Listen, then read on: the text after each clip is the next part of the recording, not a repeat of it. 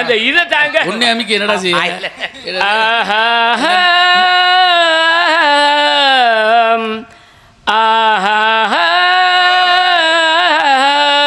அந்த நாயை விரட்டுற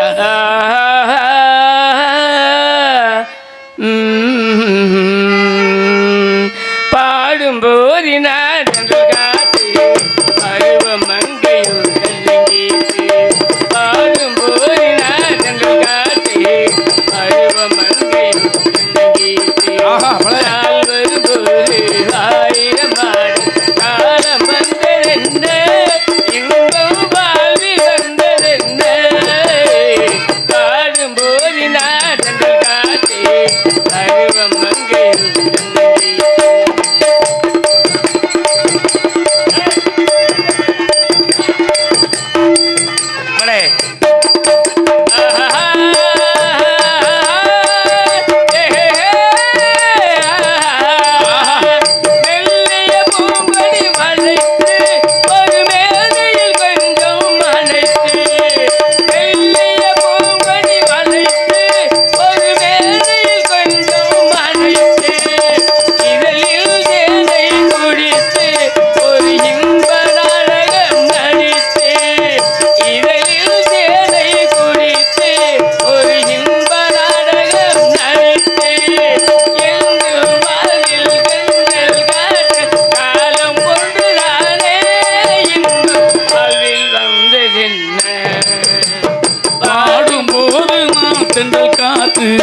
பருவமங்கையோ தென்னங்கீத்து நாள் வரும்போது ஆயிரம் ஆடல் காலம் வந்ததென்ன இன்பம் வாழ்வில் வந்ததென்ன பாடுவோரினாலும் திங்கள் காத்து பருவம்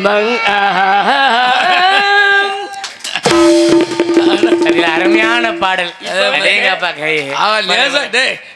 மணிமுத்து லேசா நினைச்சேடா. இது வந்து அப்பா உள்ள பாட்டு. இன்னும் ஒரு பாட்டு இருக்குது. நம்ம ஊர்ல ஒரு காதல் என்பது இதுதான் சொல்லையா ஒரு காதல் என்பது இதுதான் சொல்லையா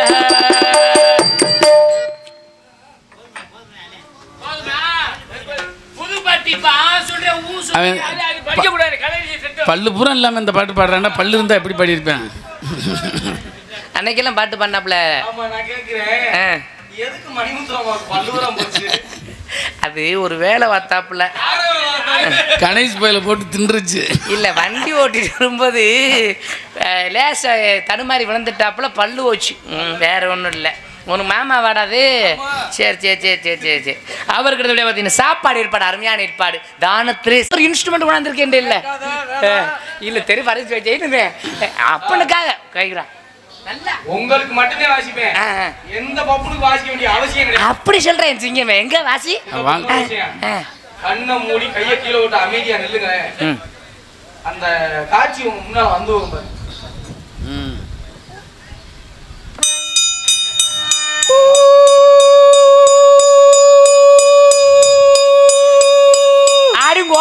கொப்பை வெள்ளி அடிக்கிற மூதே போல அதுக்கு நான் பாடின பாட்டு பரவாயில்ல. உனக்கு அவங்க பரவாயில்லடா. அவங்கள கூட நான் அழைச்சு தூக்கிட்டு போனான் அவனைய. இவன் 3 நாள் சாத்திரத்துக்கு கொண்டு வர காடு மிக்க போறான்டா. எடுவட்ட மூதே போல ஆளை கொள்றதுக்கு திரு எடுவட்ட வைய. டேய் உங்க ஆத்தால நினைச்சுக்கடா, உங்க சின்னத்தால நினைச்சுக்க. நாம எல்லா பேரும் சொல்லிட்டோம். இனி அடுத்த கட்ட நடவடிக்கை என்னன்னா பொம்பளை பிள்ளைய அனுப்பணும். அனுப்புறேன்னா மாமா வேலை வாக்குறேன்னு நினைச்சிடாதீங்க. ஆடுறதுக்கு அனுப்புறேன். அன்னைக்கு இப்படிதான் ஒரு ஊர்ல பொம்பளை பிள்ளை அனுப்பிக்கிறேன்றேன்.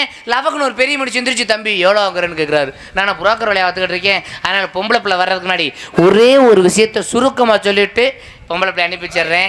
ஏன்னா பெரியோர்களே, தாய்மார்களே, சான்றோர்களே, உங்கள் அனைவருமே கை வணங்கி கேட்டுக்கிறேன். தயவு செய்து உங்களுடைய குழந்தைகளை நல்லபடியாக படிக்க வைங்க. நல்ல கருத்துக்களை சொல்லிக் கொடுங்க, கெட்டதுகளை சொல்லிக் கொடுக்காதீங்க. நம்ம தான் ஒரு சிலர் படிப்பறிவு இல்லாமல் தர்றோம். வருங்கால சந்ததிகள் உங்கள் குழந்தைகளாவது நல்லா படித்து வருங்காலத்தில் பெரிய பெரிய அதிகாரிகளாக, பெரிய பெரிய விஞ்ஞானிகளாக, குறிப்பாக சொல்லப்படும்னா நம்முடைய ராமேஸ்வரத்தில் பிறந்து மறைந்த டாக்டர் ஏபிஜே அப்துல் கலாம் அவர்கள் மாதிரி பெரிய விஞ்ஞானி ஆகணும். நம்ம நாட்டுக்காக சேவை செய்யணும். உங்கள் அனைவருடைய பாதங்களையும் தொட்டு வணங்கி கேட்டுக்கிறேன். நான் படித்த விஷயம் கிடையாது, கேள்விப்பட்ட விஷயத்தை சுருக்கமாக பகிர்ந்துக்கிறேன். அது உண்மையோ பொய்யோ நீங்கள் ஆராய்ச்சி பண்ணிக்கங்க. உலகத்தில் எத்தனையோ நாடுகள் இருக்கலாம். எல்லா நாடுமே ஒரு சில நாடுகளை பார்த்தா பயப்படுமா? அது எந்த நாடுன்னு சொல்லப்படும்னா அமெரிக்கா, ரஷ்யா, அது மாதிரி நாடுகளை சொல்லுவாங்களாம். ஆனால் அமெரிக்கா, ரஷ்யா இது போன்ற நாடுகளே இப்போதைக்கு ஒரே ஒரு நாட்டை பார்த்தா பயப்படுமா? அது எந்த நாடுன்னு சொல்லப்படும்னா அதான் நம்முடைய இந்திய பாரத திருநாடு. அதுக்கு வழிவகுத்தவர் நம்முடைய டாக்டர் ஏபிஜே அப்துல் கலாம் அவர்கள் தான். ஏன்னா நாசாவிலே கூப்பிட்டாங்களாம், ஐயா எங்க நாட்டுக்கு வாங்க, உங்க ஆராய்ச்சியை தொடங்க, உங்களுக்கு என்னையா வேணும், எது வேணாலும் நாங்க தர்றோம்யான்னு சொன்னாங்களாம். அதுக்கு அவர் சொன்னாராம், வாங்கடா அப்படின்ட்டு. நான் படித்த படிப்பு, நான் கற்ற கல்வி, நான் பிறந்த இந்திய திருநாட்டுக்கு தாண்டா பயன்படணும்டாராம். காரணம் நம்ம நாடு மீது கொண்ட பற்றுதல். இதை விட ஒரு பெரிய விஷயம் சொல்றேன், கேட்டுக்கங்க. அந்தந்த நாட்டு தேசிய தலைவர்கள் இறந்துட்டாங்கன்னா அந்த நாட்டு தேசிய கொடியதை அறக்கம்பத்தில் பறக்க விடுவாங்க. இது உலக இயல்பு. ஆனால் நம்முடைய மறைந்த மாமேதை டாக்டர் ஏபிஜே அப்துல் கலாம் அவர்கள் இறந்த இன்னைக்கு அந்நிய நாடான அமெரிக்க நாட்டில் வெள்ளை மாளிகையில் அந்த நாட்டு தேசிய கொடி அறக்கம்பத்தில் பறக்க விட்டுருக்குறாங்க. அந்த அளவுக்கு நம்ம நாட்டுக்காக பேரும் புகழ் வாங்கி கொடுத்தவர். அவர் மாதிரி உங்கள் குழந்தையில நல்லபடியாக படிக்க வைங்க, நல்ல கருத்துக்களை சொல்லிக் கொடுங்க. குறிப்பாக ஆத்தாமார்களுக்கு ஒரு சின்ன வேண்டுகோள், உங்கள் பிள்ளைய படிக்க ஆரம்பிச்சிருச்சுன்னா தயவு செய்து டிவியை ஊற அமர்த்தி போட்டுருங்க. இந்த சிறகடிக்க ஆசை பார்க்குறேன், பொன்னி பார்க்குறேன், பாண்டியன் சோர்ஸ் பார்க்குறேன்றதெல்லாம் போதும். அது குறிப்பாக பரீட்சை நடக்குதுன்னு தெரிஞ்சா செல்ஃபோனு மட்டும் கொடுக்கவே கொடுக்காதீங்க. அதுவும் செல்ஃபோனை வச்சுட்டு, அது இந்த செல்ஃபோனில் கொடுமையை பாருயா. மாதத்துக்கு எத்தனை நாள்ரா? மாதத்துக்கு எத்தனை நாள்? 30 நாள், 31 நாள். ஆனால் இந்த செல்லில் எத்தனை நாளையா கொடுக்குறாங்க? 28 நாள் தான் கொடுக்குறாங்க. அப்போ இந்த 2 நாள் எங்கே போய் சேர்ந்துச்சு? எல்லாம் பூரா பிராடு. இப்போ பூரா விலைவாசியை வேறு ஏற்றிட்டாங்க. இப்போ முந்தியெல்லாம் பார்த்தீங்கன்னா செல்ஃபோன் இருந்து இல்லைன்னா இல்லை இருக்காது. பூரா சொந்த பந்தம் பூரா ஒன்று சேர்ந்து கூட்டமாக நல்லது கிட்ட பேசி ஒற்றுமையாக கூடி வாழ்வாங்க. இப்போ அப்படியெல்லாம் கிடையாது. ஒரு வீட்டில் 10 பேர் இருந்தாலும் சரி, ஒருத்தர் முகரை ஒருத்தர் பார்க்குறது கிடையாது. அடேங்கப்பா, அவ்வளோ மரியாதை தலை உணிவாதையாக இருப்பாங்க. தலை உணிவனை எப்படின்ற அவ்வளோ மரியாதையா மூதையை பூரா செல்லதை நோன்றது. இப்படியே நோண்டிட்டு ஒருத்தர் முகரை ஒருத்தரை பார்க்காம, இதனால அவங்க சொந்த பந்தத்துக்குள்ளே இருக்க உறவெல்லாம் போச்சு. அது பிள்ளைய படிப்பு எப்படி போச்சுன்றீங்க? அது குறிப்பாக பொம்பளை பிள்ளைலாம் பேசுகிற பேச்சை பார்க்கணுமே. ஒரு மிஸ்டால் ஒரு போன் வந்தால் போதும், எப்படி கொண்டாட்டிட்டு பேசுவாங்க தெரியுமா? ஹலோ மாமா எங்கே இருக்கீங்க?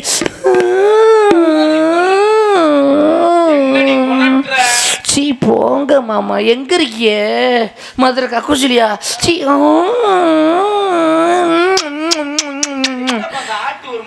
நோக்கங்களே. அந்த ஃபோனு நோக்கியாவா இல்லை நக்கியாவான்னு தெரியல. ஃபோனை பிடிங்கி பாருங்க, ஃபோனில் ஒரு நம்பர் இருக்காது, அந்த நக்குறாங்க. இது முதல் ரகம். இதுவே 2வது ரகம் எப்படி தெரியுமா? இந்த செல்ஃபோனை சைலண்ட் வைபர்னு ஒன்று போட்டுக்கிட்டு பொம்பளை பிள்ளை சத்தம் காதுகளே பேசுவாங்க. எப்படி பேசுவாங்க தெரியுமா? கேட்டுக்க. அம்மா ஒரு உதாரணம், நம்ம ஊர் சடையம்பட்டியில் பேசினா பாலக்குறிச்சி வரைக்கும் கேட்கும், கேட்டுக்க.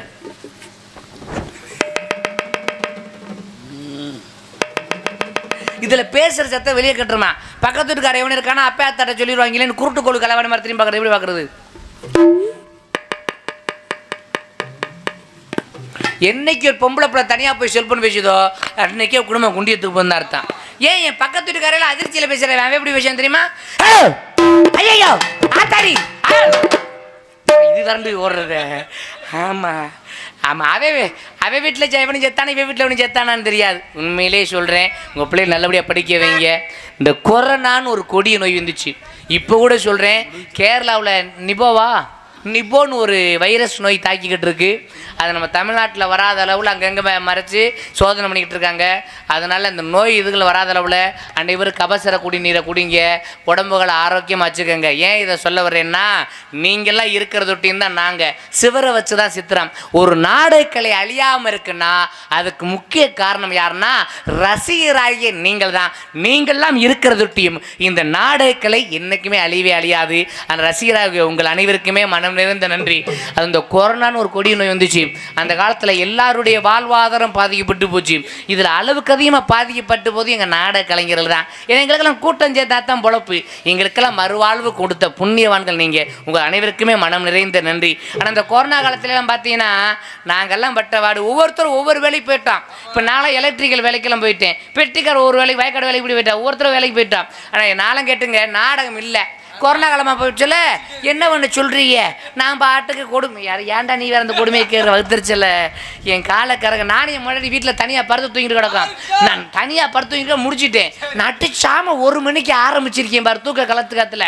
கோமலி வந்துட்டேன் கூத்தாட வந்துட்டேன். மறுநிமிஷம் முன்னாடி தலைமாட்டில் விளக்க மாற்றியும் செருப்பையும் தூக்கி பிடிச்சிருந்தா. புருஷன் பேய் பிசாசு பிடிச்சிருச்சோன்னு. காரணம் என்ன தெரியுமா? செய்யக்கூடிய தொழில் தகுந்தாப்புல தான் அவங்க பழக்க வழக்கம் இருக்கும்ன்ற மாதிரி.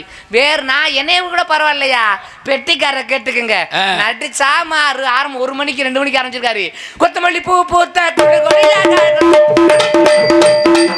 அவர் பொண்டாட்டி இருப்பில் மிதிச்சு குறுக்கள் முடிந்து 1 வாரம் ஆஸ்பத்திரியில் கிடந்துச்சு. அவர் பரவாயில்லையா இதை ஒரு கொடுமையை கேட்டுக்க. மிருதங்கார் நடிச்சாம 2 மணிக்கு பொண்டாட்டி மண்டையில வச்சிருக்காரு. ஐயா நடிச்சாம மண்டையில வசிப்பாங்க. மண்டையில வசிப்பாங்க. நீலாம் ஒரு மாமன். இது பரவாயில்ல. என் மயன் தான் கெட்டிக்காரன். கல்யாணம் முடிக்கலையா நடிச்சாம குச்சியை பிடிச்சிட்டேன் பாட்டு. தானே தாளம் போடுற மணிமுத்து தான் பிரச்சனை இல்லாத ஆளு. நடிச்சாம தூங்கிக்கிட்டு இருக்கும்போது சப்பு சைங் சப்பு சைங் சைங்கு சப்பு சைங்கி சப்பு அவரை குத்திருக்கிறது. எதுக்குடா தொங்குறதுக்கா? அதானே பார்த்தேன். இதெல்லாம் பரவாயில்லைங்க. எங்க ஊர்ல நடந்த ஒரு உண்மை சம்பவம்.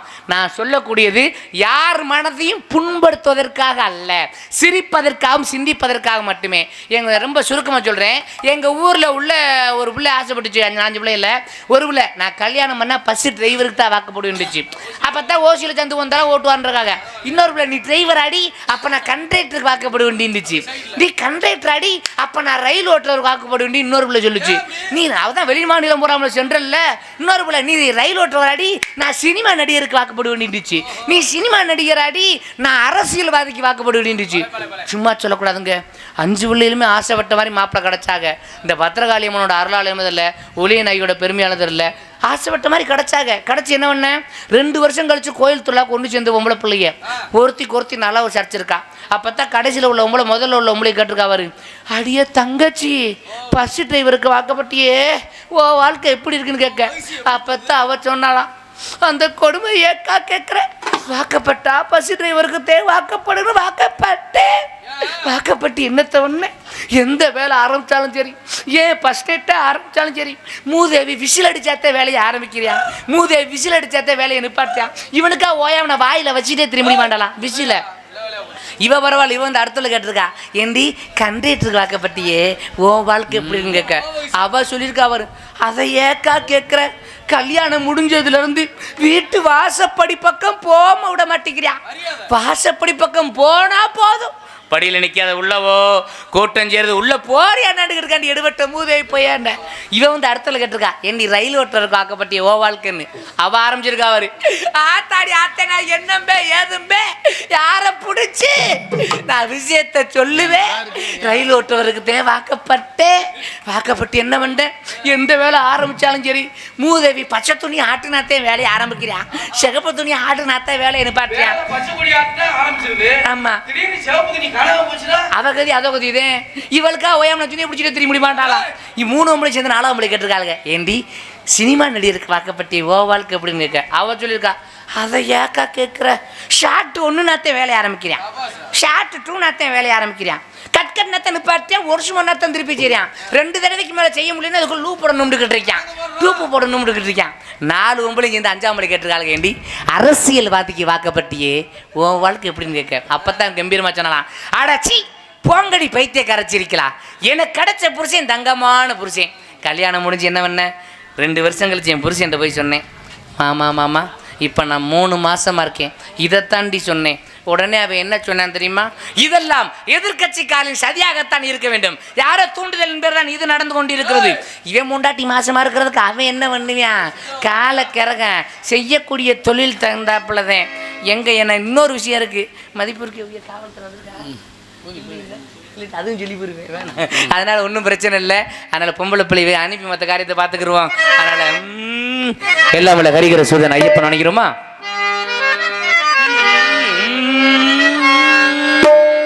சாமி ஐயப்பா சாமி சரணம் ஐயப்பா, சாமி ஐயப்பா சாமி சரணம் ஐயப்பா, சாமியே ஐயப்போ சாமியே ஐயப்போ, சாமியே சரணம் ஐயப்பா, ஐயப்பா சாமியே சரணம் ஐயப்பா. எங்கே மணக்குது சந்தனம் எங்கே மணக்குது, ஐயப்ப சாமி கோவிலிலே சந்தனம் மணக்குது. எங்கே மணக்குது சந்தனம் எங்கே மணக்குது, ஐயப்ப சாமி கோவிலிலே சந்தனம் மணக்குது. என்ன மணக்குது மலையில் என்ன மணக்குது, இன்பமான ஊதுவத்தி அங்கே மணக்குது. எங்கே மணக்குது சந்தனம் எங்கே மணக்குது, ஐயப்ப சாமி கோவிலிலே சந்தனம் மணக்குது.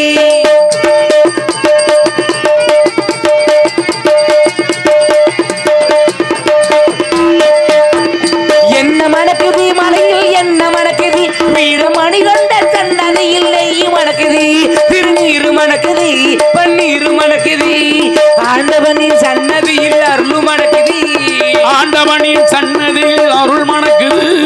ஐயன்மார்கள் உள்ளத்திலே அன்பு மணக்குது. எங்கே மணக்குது சந்தனம் எங்கே மணக்குது, ஐயப்ப சாமி கோவிலிலே சந்தனம் மணக்குது.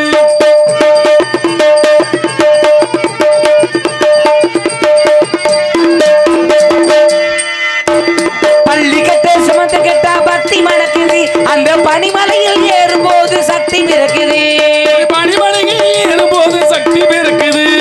பகவானை பார்த்து விட்டால் பாவம் தொலையுது, பகவானை பார்த்து விட்டா பாவம் பறக்குது. 18ஆம் படி தொட்டா வாழும் சிறக்குது. எங்கே மணக்குது சந்தனம் எங்கே மணக்குது, ஐயப்ப சாமி கோவிலிலே சந்தனம் மணக்குது.